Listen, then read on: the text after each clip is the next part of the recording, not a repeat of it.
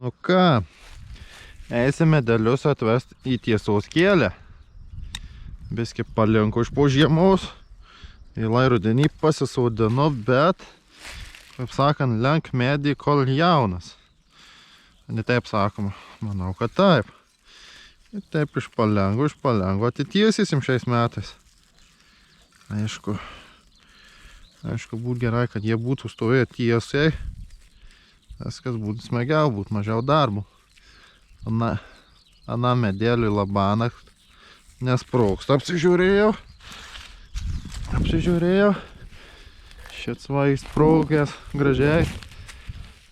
Atitiesysim į doros kėlę. Ištiesysim.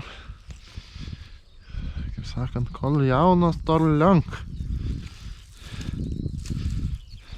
Taip paprastai, gal kas nors geresnį būdą žino. O aš tai žinau tik tokį. Šito viršūnė nudžiūvo, neįsprogsta, bet apačioj, va, kaip matot, visur dar žalia. Tai tą bandysim, darysim ir tą į tiesos kėlę atvesim.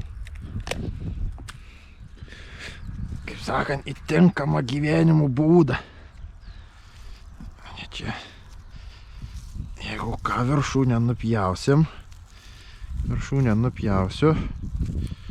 ten, kur neįsprogęs, ir sutvarkysim.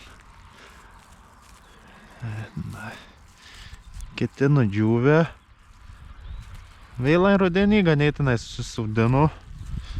Dėl to jiem te ir nepatinka.